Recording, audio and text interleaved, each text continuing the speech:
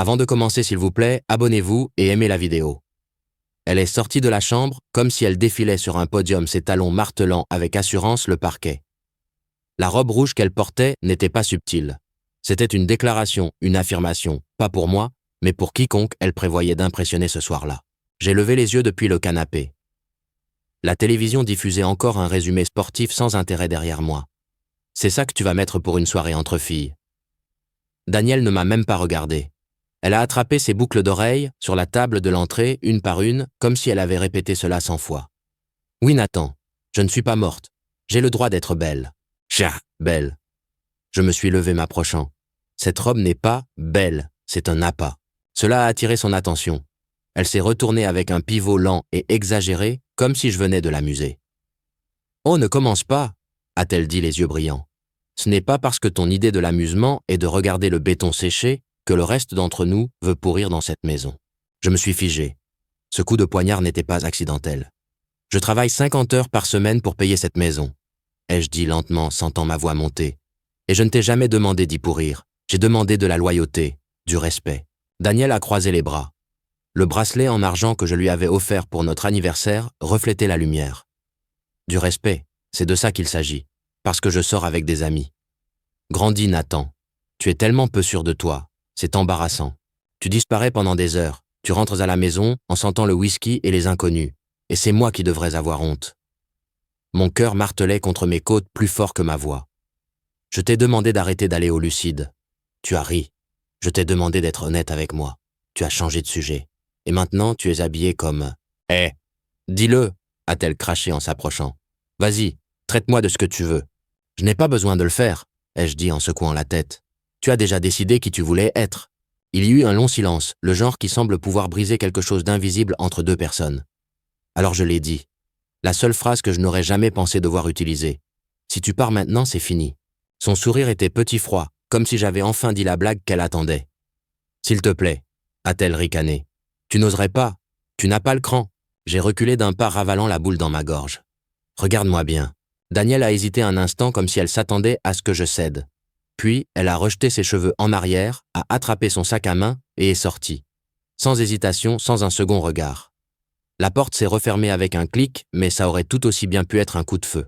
Je suis resté là un moment, juste à respirer, écoutant le silence s'emparer de l'espace qu'elle venait de remplir de mépris. Je n'étais pas en colère, pas encore. Juste vide, comme si quelqu'un avait vidé ce qui restait de moi et avait laissé la coquille. Pouvez-vous imaginer aimer quelqu'un au point d'oublier ce que c'est que de s'aimer soi-même? Je m'appelle Nathan. Je vis dans la banlieue de Denver, dans une maison qui avait autrefois l'air d'un foyer. Je conçois des plans de structure pour gagner ma vie des bâtiments censés durer s'ils sont bien faits. C'est drôle comme je pouvais concevoir des gratte-ciel, et pourtant ne pas voir les fissures dans mon propre mariage. Danielle était autrefois la seule chose brillante dans ma vie. Son rire, son optimisme sauvage, la façon dont elle s'endormait la main sur ma poitrine, comme si j'étais son encre. Mais ce soir, elle n'est pas seulement partie pour une soirée.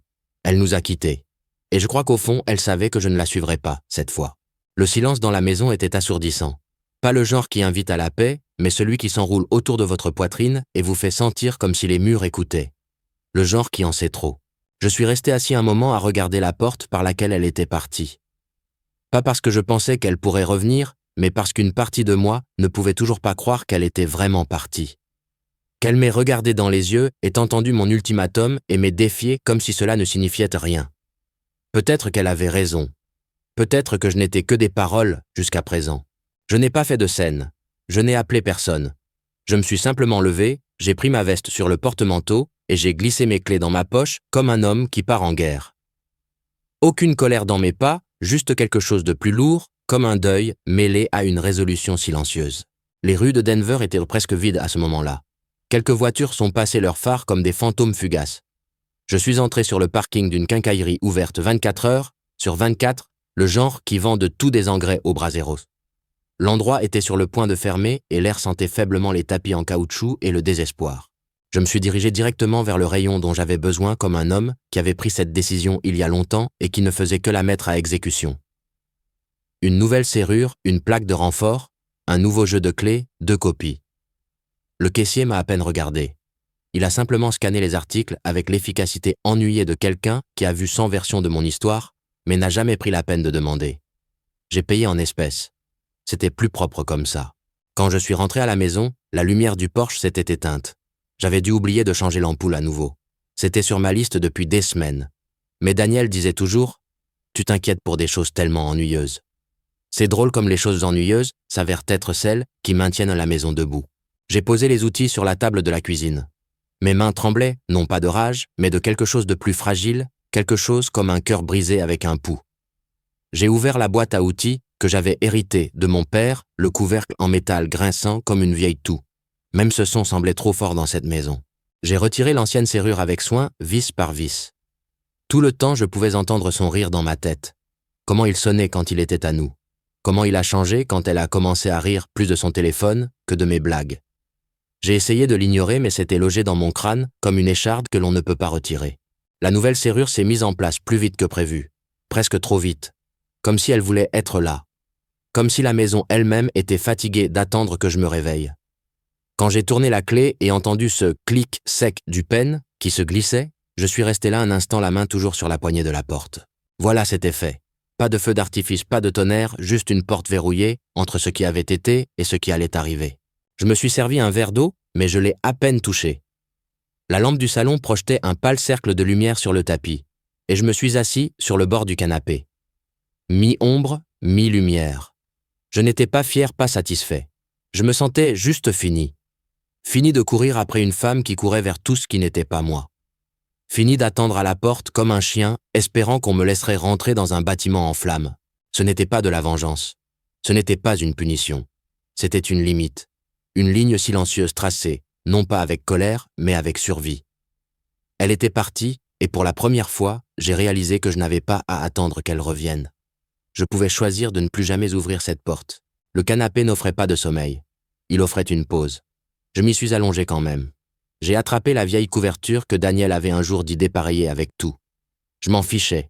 Je n'essayais plus d'impressionner qui que ce soit. La pièce était dans la pénombre éclairée seulement par la lampe du coin et la douce lueur bleue de l'horloge numérique sur le mur. 2h13. L'heure n'avait pas d'importance, mais elle continuait d'avancer comme pour se moquer de moi d'être encore éveillé. Chaque craquement de la maison semblait plus fort cette nuit-là. Le bourdonnement du réfrigérateur, le faible tic-tac du thermostat, le vent effleurant les vitres des fenêtres comme un étranger demandant à entrer. Et sous tout cela son rire. Pas réel, mais si vif dans ma mémoire que j'ai presque regardé par-dessus mon épaule pour l'avoir blotti sur le tapis, regardant un film stupide et jetant du popcorn en l'air. J'aimais ce son. Maintenant, c'était un fantôme que je ne pouvais pas exorciser. Son rire résonnait dans ma tête, celui qu'elle avait eu quand j'ai dit « Si tu pars maintenant, c'est fini ». Ce sourire moqueur, ce pivot dédaigneux de son talon. Ce n'était pas seulement cruel, c'était répété. Elle ne croyait pas que j'étais sérieux. Et peut-être qu'au fond, moi non plus, jusqu'à ce que je change les serrures. Mais même alors, la douleur n'obéissait pas à la logique. Je n'étais pas en colère, pas de la manière explosive que les gens attendent. J'étais vide, comme si elle avait plongé la main dans ma poitrine et en avait retiré le dernier espoir que je ne savais pas que j'avais encore. Quel genre d'amour survit à la moquerie? Quel genre de mariage se rétrécit sous les lumières d'une boîte de nuit? J'ai regardé le plafond, repassant des mois de signaux manqués, des retours tardifs à la maison, un nouveau parfum qu'elle n'utilisait jamais, des textos surveillés qu'elle balayait avec cette phrase. C'est juste Tina, détends-toi. Tina qui, vous savez ce qui est pire que de se faire mentir, se voir y croire. Nous avons construit cette vie ensemble. Nous avons choisi cette maison parce qu'elle avait un figuier dans le jardin qui selon elle ressemblait à celui de sa grand-mère. Nous avons peint ces murs ensemble. Je me souviens encore de la façon dont elle m'a barbouillé une traînée de peinture bleue sur la joue et a ri comme une enfant. Cette version de Daniel. Était-elle encore là quelque part? Ou avais-je échangé la femme que j'aimais contre quelqu'un qui voyait l'amour comme une cage et la liberté dans les néons et les compliments d'inconnus? Je n'étais pas sûr de ce qui faisait le plus mal, ce qu'elle a fait ou ce que j'ai laissé passer. Les minutes ont passé, puis les heures. Je n'ai pas dormi. Je n'ai pas bougé. Je me suis juste assis avec le deuil silencieux d'un homme regardant le générique de fin d'un film qu'il avait cru ne jamais finir. L'aube a commencé à filtrer à travers les stores. Une lumière gris pâle implacable. Elle s'est déversée sur la table basse mettant en évidence le flacon d'aspirine non ouvert, un chargeur de téléphone, cassé les clés des serrures qu'elle n'utiliserait plus. J'aurais dû me sentir victorieux. Mais il n'y avait pas de gagnant ici, seulement quelqu'un qui comprenait enfin que l'amour sans confiance n'est qu'une jolie prison. Que se passe-t-il lorsque la personne pour qui vous prendriez une balle est celle qui tient l'arme? Cette pensée a frappé plus fort que je ne m'y attendais, et elle est restée. Quand le ciel s'est teinté de rose, j'étais toujours sur ce canapé. Mes yeux secs par manque de sommeil. Mon cœur pris quelque part entre la douleur et la reconstruction. Elle reviendrait. Bien sûr qu'elle le ferait. Elle essaierait la porte, chercherait les clés, rirait peut-être au début, mais le rire ne fonctionnerait pas cette fois, parce que je n'étais plus de l'autre côté de cette porte à attendre de pardonner. J'attendais de voir qui elle était vraiment quand les serrures ne tourneraient plus pour elle. Exactement à 6h41, le son est arrivé. Un cliquetis de clés, puis un clic métallique, un autre, puis plus fort, plus rapide. Le son de quelqu'un qui s'attend à ce qu'une porte s'ouvre et ne peut pas comprendre pourquoi elle ne le fait pas. J'étais déjà réveillé, si on peut appeler ça comme ça. Toujours sur le canapé, dans la même position où j'avais passé toute la nuit. Je n'ai pas bougé quand je l'ai entendu au début. J'ai simplement regardé le rideau, le tissu beige, bon marché, me protégeant à peine du drame éclairé par l'aube qui se déroulait à 1 mètre de là. Encore des tâtonnements, puis le coup. Ce n'était pas un coup doux. Nathan. Sa voix est arrivée aiguë et agacée, comme si elle était dérangée. Qu'est-ce qui ne va pas avec la serrure? Je me suis levé lentement et silencieusement. Mes jambes me faisaient mal d'être resté figé si longtemps. J'ai pris une profonde inspiration et j'ai écarté le rideau juste assez pour la voir. Daniel dans la même robe rouge, les cheveux maintenant ébouriffés, le rouge à lèvres, légèrement estompé, les talons à la main. Son visage avait ce regard hébété de quelqu'un qui a été debout toute la nuit, mais pas seul. Elle m'a vu à la fenêtre et a agité la main avec dédain. « Ouvre la porte. » Nathan, ce n'est pas drôle. Ce n'était pas censé l'être. J'ai ouvert la fenêtre latérale et je l'ai fait glisser vers le haut d'1 pouce. L'air froid est entré d'un coup. « Tu as ri quand je t'ai prévenu, » ai-je dit sans élever la voix. Cela l'a arrêtée juste pour une seconde. Elle a cligné des yeux vers moi, prise entre la confusion et autre chose. Quelque chose qui approchait de la compréhension. « Qu'est-ce que c'est ?» a-t-elle exigé la voix haute. « Tu as changé les serrures? Tu es sérieux là ?» J'ai gardé mon ton uniforme. « Tu as pris une décision hier soir, j'en ai pris une aussi. »« Tu es fou !» a-t-elle craché reculant comme si le monde s'était incliné. « C'était une soirée entre filles, je te l'ai dit. » « Et je te l'ai dit, » ai-je dit la voix tremblante maintenant. Pas de peur, mais de contrôle. Que si tu sortais par cette porte habillée pour quelqu'un d'autre, il n'y aurait pas de porte qui t'attendrait à ton retour. Sa bouche s'est ouverte puis s'est refermée. Elle a regardé autour d'elle la rue calme, s'attendant à moitié à ce qu'un voisin assiste à cela. Personne ne l'a fait. Juste le soleil matinal et les ombres. « D'accord, » a-t-elle finalement dit la voix changeant. « Et maintenant? Tu te prends pour un héros. Tu crois que ça te rend fort. » « Non, ai-je dit, ça me rend juste lasse. » Elle m'a regardé comme si j'étais un étranger. Peut-être que pour elle, je l'étais. Peut-être que j'étais devenu quelqu'un qu'elle ne pouvait plus manipuler. Et cela lui faisait plus peur que toute autre chose. « Je n'ai rien fait de mal, » a-t-elle sifflé les bras croisés fermement maintenant. « Tu exagères, tu fais toujours ça, tu grossis les choses dans ta tête. » Ma voix s'est adoucie. « Alors pourquoi tu trembles, Daniel ?» Elle s'est tue. Et pendant un moment, nous sommes simplement restés là. 2 personnes qui avaient reconstruit une vie et qui maintenant tamisaient quoi descendre depuis des côtés opposés d'une porte verrouillée. « Je reviendrai, » a-t-elle finalement dit défiante. « Je vais chercher mes affaires et ensuite tu pourras retourner à ta routine pathétique et à ta petite vie triste. » J'ai hoché la tête une fois. Je laisserai les boîtes sur le porche. Le vent s'est levé alors juste assez pour que ses cheveux lui fouettent le visage. Elle n'a pas dit un mot de plus et simplement retourné et a marché pieds nus dans l'allée ses talons pendant d'une main comme des armes inutiles. Je l'ai regardée jusqu'à ce qu'elle disparaisse au coin de la rue. Puis j'ai fermé la fenêtre. Et pour la première fois depuis longtemps, la maison m'a semblé mienne. Pas une tombe, pas un théâtre pour un amour fin, juste un endroit calme avec des serrures qui fonctionnaient et un homme à l'intérieur qui se souvenait enfin de ce qu'il valait. La porte de Willow and Pine s'est ouverte avec un grincement et la chaleur m'a frappé comme une douce expiration. C'était un petit café niché juste à côté de Parker Street. Rien à la mode, rien de tape à l'œil, juste des chaises dépareillées du jazz ancien dans les haut-parleurs et l'odeur de cannelle et d'espresso brûlé. Le genre d'endroit qui restait le même quand tout le reste ne l'était pas. Ben et Terry étaient déjà là penchés sur leur tasse, comme sur une horloge. Ben a levé les yeux le premier. « Tiens, si ce n'est pas l'homme le plus patient de Denver. » Terry a reniflé. « Ou le plus têtu de Denver selon à qui vous demandez. » Je me suis glissé dans la banquette en face d'eux. « Bonjour. » Ben a haussé un sourcil. Vraiment? Ils savaient tous les deux. Ils n'avaient pas besoin de détails. Ils avaient vu la voiture de Daniel garée de travers devant Lucide assez de fois. Des amis comme ceux-là, ils ne demandent pas de mise à jour. Ils lisent entre les lignes. Je n'ai pas dormi, ai-je admis, attrapant le menu que je n'avais pas l'intention d'utiliser. Tu ne le fais jamais quand il s'agit d'elle, a dit Terry, sirotant son café, comme si c'était un sermon. Ben s'est légèrement penché. Alors, j'ai laissé le silence s'étirer un instant. Elle est rentrée ce matin, les clés ne fonctionnèrent pas. Je lui ai dit que c'était fini. Aucun des deux n'a parlé tout de suite. Finalement, Ben a hoché lentement la tête. Tu l'as vraiment fait. J'ai changé les serrures hier soir, ai-je dit presque pour moi-même. Je l'ai vu essayer la porte comme si de rien n'était. Terry a expiré par le nez. Bien. C'était tout. Un mot, pas de félicitations, pas de triomphe, juste bien, comme une soupape de pression enfin relâchée. J'ai regardé mon café, mes doigts traçant le bord de la tasse. Elle avait l'air surprise, ai-je dit, comme si elle n'avait jamais pensé que j'irais jusqu'au bout. Oh, bien sûr que non, a dit Ben. Ça fait des mois qu'elle joue avec toi. Tu n'arrêtais pas de réécrire les règles pour que ça marche. Et je voulais croire que ça pouvait encore marcher, ai-je marmonné. Cette partie est sortie brute. Terry s'est adossé les bras croisés. Tu n'as pas tort de vouloir ça, mais vouloir quelque chose ne veut pas dire que c'est encore là. J'ai hoché lentement la tête. Mon reflet dans le café noir semblait plus vieux qu'hier.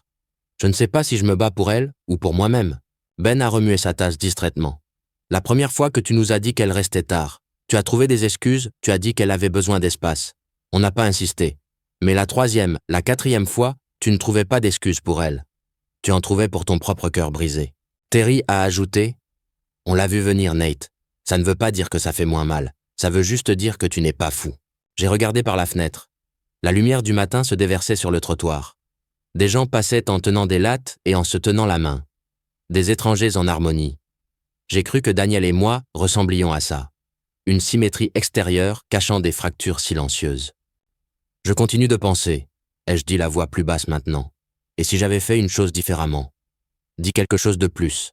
Essayez plus fort. Ben n'a pas sourcillé. Tu as essayé plus que quiconque ne devrait avoir à le faire. Et tu en as dit assez. C'est elle qui a cessé d'écouter. Il y eut une longue pause, puis Terry a glissé une serviette sur la table et a griffonné quelque chose. « Thérapeute » a-t-il dit. « Un bon. Il a aidé ma sœur après sa séparation. » J'ai regardé le numéro. C'est drôle comme le soutien arrive parfois dans les gestes les plus petits et les moins dramatiques. J'ai plié la serviette, je l'ai glissée dans mon portefeuille. « Merci » ai-je dit. Terry m'a donné une tape sur l'épaule. « On n'est pas là pour les remerciements. On est là pour que tu ne restes pas assis dans cette maison à penser que tu es seul. » Ben a levé sa tasse. À savoir quand c'est assez. Je n'ai pas levé la mienne tout de suite. Je n'étais pas encore prêt à trinquer à la fin de quoi que ce soit. Mais je l'ai fait. Et pour la première fois, depuis le départ de Daniel, je me suis permis d'expirer. Pas comme un mari qui avait échoué, mais comme un homme qui s'était enfin choisi avant l'illusion de quelque chose qui s'était déjà évanoui. J'ai choisi le Lake House Grill pour une raison. Calme, pittoresque terrain neutre, le genre d'endroit où le monde semble paisible même quand vos entrailles se déchirent. Daniel est arrivé 10 minutes en retard. Elle aurait aimé toujours faire une entrée, même quand la pièce ne contenait que moi. Elle portait des lunettes de soleil, bien que le ciel soit couvert, et s'est assise sans dire un mot. Le lac scintillait derrière elle de douces ondulations en mouvement constant. J'ai cru qu'elle était comme ça, toujours en mouvement, ne se posant jamais. « Je n'étais pas sûr que tu viendrais », ai-je dit, essayant de paraître désinvolte. Daniel a enlevé ses lunettes et les a posées à côté de son verre d'eau. Ses yeux étaient injectés de sang, mais illisibles. « Tu as changé les serrures », a-t-elle dit sèchement. J'ai hoché la tête. « Et tu as ignoré ce que j'ai dit ?» Elle a haussé les épaules. « Alors qu'est-ce que c'est? Un dernier voyage de culpabilité avant le grand final? Je l'ai étudié non pas comme la femme que j'aimais, mais comme quelqu'un que je ne reconnaissais plus. Je ne suis pas ici pour me battre. Je pensais que nous avions peut-être besoin de clarté. » Ses lèvres se sont tordues. « Clarté », a-t-elle répété comme si le mot avait un goût étrange. « Je n'aurais pas dû changer les serrures sans te parler, ai-je admis, mais je ne pouvais plus vivre dans les limbes que tu as construits pour nous. » Daniel a regardé au-delà de moi vers l'eau. « Tu as toujours aimé réparer les choses, même quand elles étaient déjà cassées. » J'ai attendu, j'ai laissé le silence flotter entre nous comme un brouillard. Finalement, j'ai dit « Y a-t-il quelqu'un d'autre ?» Son regard n'a pas vacillé. « Oui. » Pas de drame, pas de délai, juste une syllabe nette et tranchante. Elle a atterri comme un couteau. J'ai ouvert la bouche, mais rien n'est sorti. Toutes les questions que j'avais répétées se sont dissoutes dans la vérité assise en face de moi. « Oh, depuis quand ?» ai-je demandé, ne reconnaissant même pas ma propre voix. « Assez longtemps », a-t-elle dit en me regardant à nouveau. « Assez longtemps pour savoir que ce n'est pas seulement de ta faute, Nathan. » J'ai hoché lentement la tête. Pas parce que j'étais d'accord, mais parce que je ne pouvais pas me fier à moi-même pour parler. « Tu avais toujours besoin que tout soit stable, prévisible », a-t-elle poursuivi. Tu ne m'as jamais demandé si j'étais heureuse. Tu as simplement supposé que le mariage signifiait la permanence. Et tu as supposé que le mariage signifiait s'échapper, ai-je dit ma voix, rattrapant enfin le moment. Sa mâchoire s'est tendue. Je ne suis pas venu ici pour être jugé. Alors pourquoi es-tu venu, Daniel? Ai-je demandé. Pour la clôture, la rédemption, ou pour retourner le couteau dans la plaie une dernière fois? Elle semblait fatiguée maintenant, pas triste, juste vide. Je suis venu parce que tu l'as demandé. Je me suis adossé sur ma chaise, les lattes de bois pressant contre mon dos. Alors voici la vérité. Je voulais l'entendre de toi, pas de rumeurs, pas de mes propres soupçons. J'ai fait une pause. Mais maintenant que je l'ai, je pense que je peux enfin arrêter de poser des questions. Daniel m'a fixé cherchant une réaction. Peut-être un effondrement, peut-être de la fureur. À la place, je me suis levé. Je paierai le déjeuner, ai-je dit à voix basse. C'est le moins que je puisse faire pour la version de nous qui a autrefois signifié quelque chose. Elle ne m'a pas arrêté alors que je m'éloignais. Le lac derrière elle scintillait à la lumière de la fin de matinée, mais rien de cela ne reflétait qui elle était autrefois. Et peut-être que c'était la vraie fin. Je n'ai pas dormi cette nuit-là non plus. Mais ce n'est pas le deuil qui m'a tenu éveillé. C'était la planification. Il y avait un calme étrange, à cela le genre qui s'installe sur vous après la dévastation, comme se tenir au centre d'une maison incendiée et réaliser qu'il n'y a plus de feu à fuir. Les mots de Daniel résonnèrent dans les coins de mon esprit. Oui, avait-elle dit quand je lui avais demandé s'il y avait quelqu'un d'autre. Sans hésitation, sans excuse, juste avec certitude. Et avec cette seule réponse, quelque chose en moi s'est mis en place. À 7h05, j'étais déjà douché et habillé, assis à la table de la cuisine avec mon ordinateur portable ouvert et le café froid à côté de moi. J'ai sorti les coordonnées que je n'avais pas touchées depuis des années. Michael Klein, avocat spécialisé en droit de la famille. C'était le genre d'homme qui ne gaspillait pas ses mots. Vieille école sans fioriture.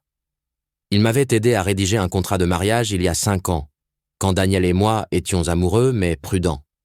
Quand elle l'a traité de paranoïaque et que je l'ai traité de responsable. Nous l'avions tous les deux signé avec des rires nerveux et une bouteille de vin promettant que nous n'en aurions jamais besoin. Mais j'avais toujours cru au pire scénario. Et nous y voilà. J'ai composé le numéro. Klein a répondu à la deuxième sonnerie. Nathan Harker, a-t-il dit sans avoir besoin d'un « bonjour ». Je ne m'attendais pas à avoir de vos nouvelles, à moins que Denver ne s'effondre. J'ai réussi un rire sec. On s'en rapproche. Vous appelez pour une révision du contrat. J'ai hésité. J'appelle parce qu'il est temps. Il y eut une brève pause à son bout du fil, puis le léger bruissement de papier. Bonne nouvelle pour vous, mauvaise nouvelle pour elle, a-t-il dit la voix plate comme du granit. Ce contrat de mariage était en béton. Vous l'avez rédigé quand vous aviez encore la tête sur les épaules. Je ne l'ai pas rédigé pour lui faire du mal, ai-je dit. Non, a-t-il répondu. Vous l'avez rédigé pour protéger la version de vous-même qui pourrait un jour avoir besoin de protection. Il semble que ce jour soit arrivé. J'ai dégluti. Elle a admis voir quelqu'un d'autre. L'avez-vous enregistré? Non mais j'y travaille.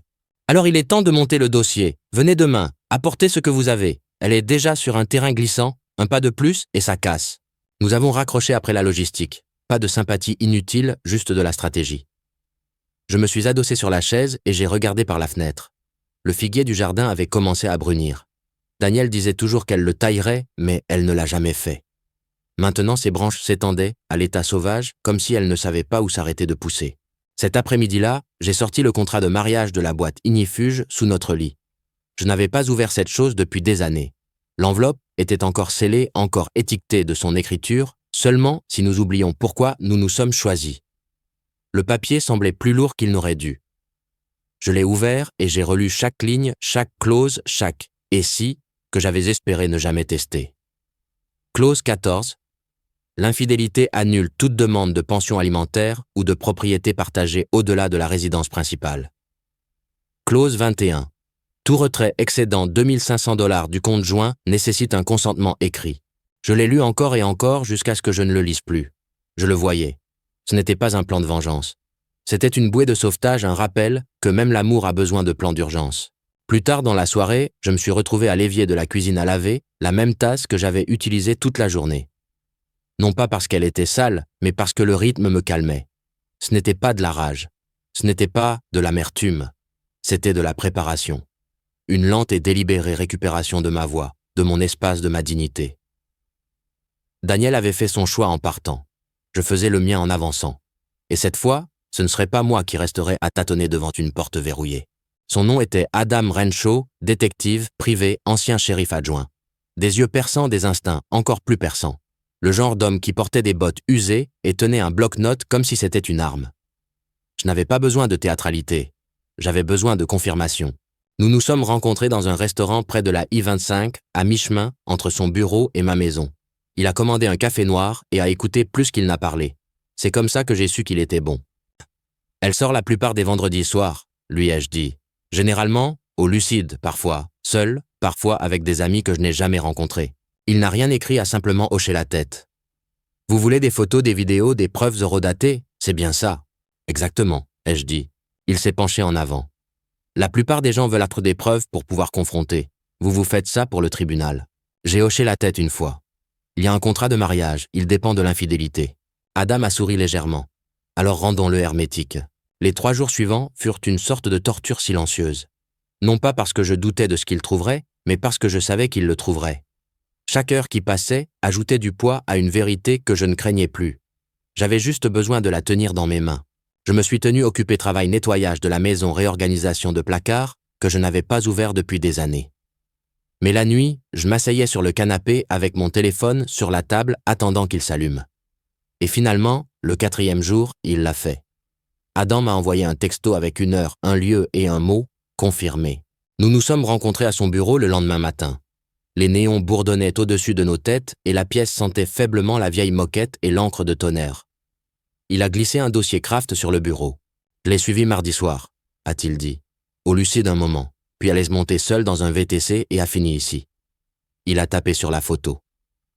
Un salon à cigares du centre-ville, exclusif, privé. Elle l'a rencontré dehors, a-t-il poursuivi. Ils ne sont pas entrés tout de suite. J'ai parcouru les photos. Ils étaient là.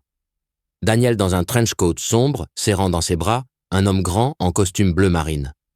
Un baiser aussi en fait. Pas sur la joue, pas innocent et pas quelque chose qu'elle pourrait expliquer. Mes doigts se sont crispés sur les bords de la photo, mais j'ai gardé mon visage calme. Adam observait. C'est cohérent, a-t-il ajouté. Ce n'est pas aléatoire. J'ai hoché la tête. Merci. Il a glissé une facture sur la table. J'ai de nouveau payé en espèces, mais le vrai coup est venu plus tard.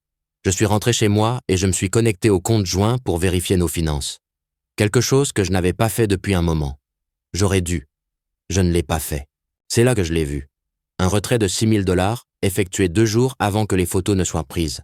Pas de notes, pas de transactions fractionnées, simplement disparues. J'ai fixé le nombre jusqu'à ce que ma vision se brouille. Puis, je l'ai appelée. Elle a répondu à la 4e sonnerie, la voix tendue. Nathan. Non, il y a un contrat de mariage, ai-je dit, d'une voix égale. Et j'ai les photos. Mardi soir, salon à cigares. Tu l'as embrassé. Silence. Tu as aussi retiré $6 000 de notre compte joint. C'est enregistré aussi. Toujours le silence. Je n'ai pas crié. Je n'ai pas accusé. J'ai simplement laissé le poids de ces 2 faits s'installer comme de la poussière sur sa ligne. Finalement, elle a parlé. Tu m'as fait suivre? Non, ai-je dit, je t'ai fait confirmer. Clic. Elle a raccroché. J'ai regardé l'écran, le silence maintenant familier. Attendu. Mais celui-ci était différent. Ce n'était pas Daniel qui m'ignorait. C'était Daniel, acculé. Et soudain, je ne me sentais plus petit. Je me sentais stable. Et le sol sur lequel elle dansait si librement commençait enfin à se fissurer sous ses talons. L'appel est arrivé en milieu de matinée. J'étais dans le garage à trier des outils quand mon téléphone a sonné. Une seconde, j'ai failli le laisser aller à la messagerie vocale. Pas par rancune, juste pour la paix, mais quelque chose en moi a dit « Réponds. Allô ?» Une pause, puis sa voix petite inconnue. « Nathan. » Elle n'était pas en colère, pas sarcastique. C'était la voix de quelqu'un qui réalisait enfin que le filet de sécurité avait disparu. « J'ai attendu. Tu ne peux rien prouver, » a-t-elle dit. Mais il n'y avait aucune acidité, juste de la peur. Je me suis appuyé sur l'établi, essuyant mes mains sur un vieux chiffon. « Mardi soir, » ai-je dit. Salon à cigares du centre-ville, 22h26. Elle n'a rien dit. Tu portais un manteau noir, il avait un costume bleu marine. Tu l'as embrassé 2 fois sur le trottoir avant d'entrer. Une respiration tremblante. Ça ne veut pas dire coin de Lincoln et Fleet, ai-je poursuivi. Plaque d'immatriculation de la voiture dont tu es descendu. J'ai une photo horodatée. Tu veux que je te l'envoie par email. Une autre respiration. Instable, défensive. C'est comme ça que tu veux jouer, a-t-elle demandé, la voix brisée. Me traîner devant les tribunaux. Je n'ai pas élevé la voix. Je n'ai pas sourcillé. Non, Daniel, tu l'as déjà fait. Je montre juste au juge ce que tu as laissé derrière toi. Silence à nouveau. Mais cette fois, il semblait plus lourd, comme si elle s'effondrait sous le poids de ce qu'elle ne pouvait pas manipuler. « Tu étais au courant pour le retrait ?» a-t-elle demandé. « Bien sûr que oui. » Une longue expiration. « J'avais besoin de l'argent » a-t-elle marmonné. J'étais en retard sur certaines choses. Comme des chambres d'hôtel, ai-je dit. Celui-là a fait mouche. Je l'ai entendu dans sa pause. Ça en vaut la peine, ai-je demandé non pas avec amertume, mais par curiosité sincère. Qui que ce soit. Elle n'a pas répondu, et j'ai réalisé à ce moment-là peut-être qu'elle ne connaissait pas la réponse elle-même. Tu as eu des occasions, ai-je dit. Je t'ai supplié de parler de rentrer à la maison, d'arrêter de choisir des inconnus plutôt que la stabilité. Tu as ri. Je ne savais pas que tu étais sérieux, a-t-elle murmuré. Oui, ai-je dit doucement.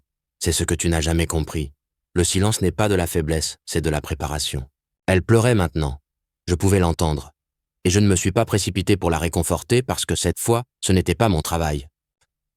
J'ai une réunion avec Klein demain, ai-je dit. Ils te contacteront. Le contrat de mariage tient tout comme tout ce que tu as signé en dessous. Un doux sanglot. Neita. Je suis resté silencieux. Parfois, la meilleure chose à dire est rien du tout. Finalement, elle a murmuré. Je ne pensais pas que ça finirait comme ça. J'ai regardé les vieilles étagères empilées avec des choses que nous avions achetées quand la vie semblait simple. Des pots de peinture, du matériel de camping que nous avons à peine utilisé, un vieux vélo qu'elle a juré de monter un jour. Moi non plus. Puis j'ai mis fin à l'appel. Pas de rage, pas de vengeance, juste une résolution silencieuse.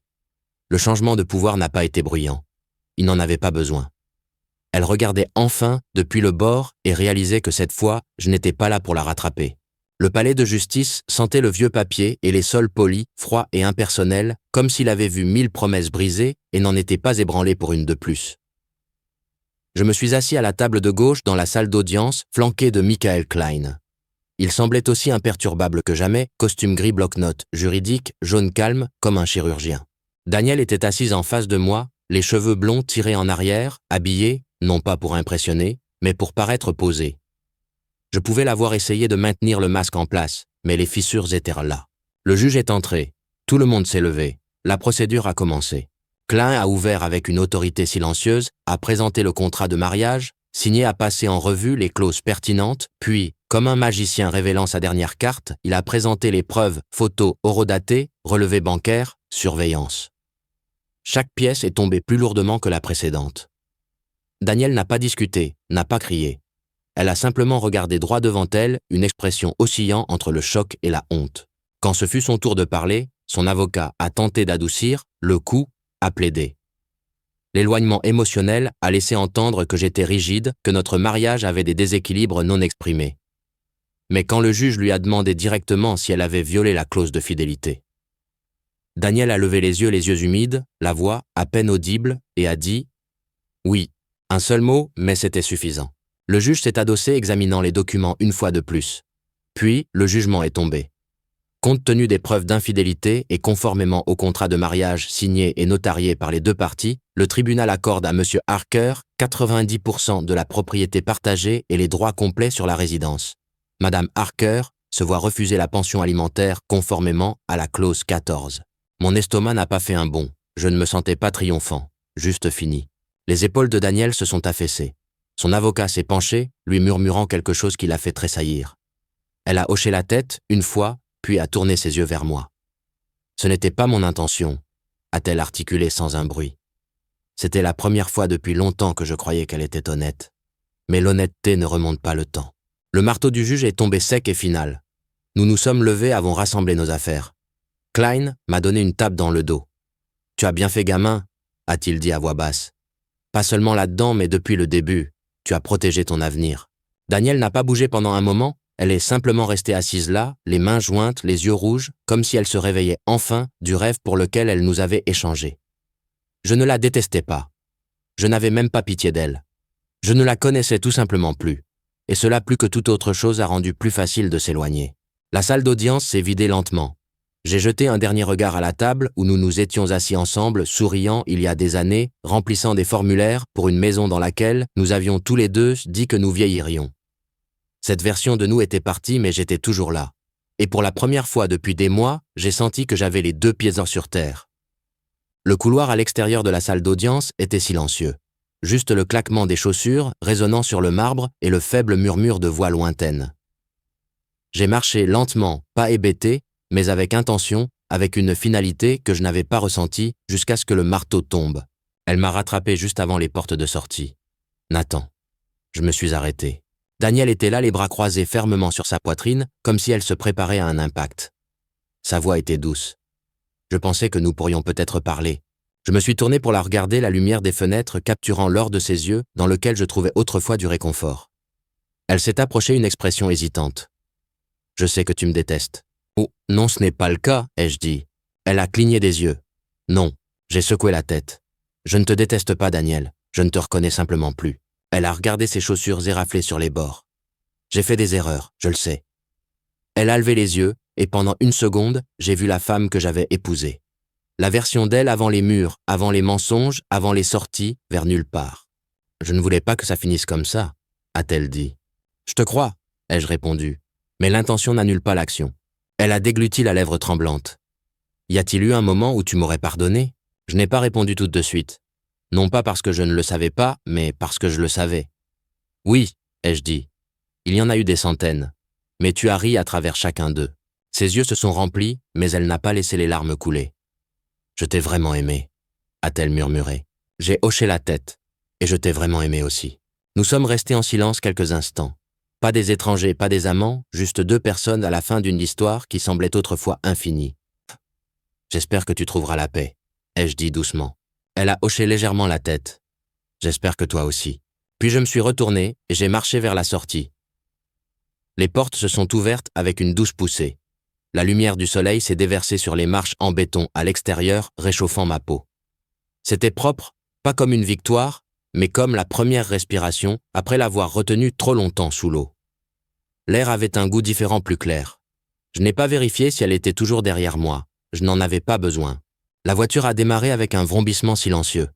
Alors que je quittais le parking du palais de justice, je n'ai pas regardé en arrière une seule fois. Il n'y avait rien derrière moi qui valait la peine d'être revisité. Certaines histoires se terminent par le feu, d'autres par le silence. La nôtre s'est terminée par la vérité. Et la vérité, bien que douloureuse, a un don inégalé.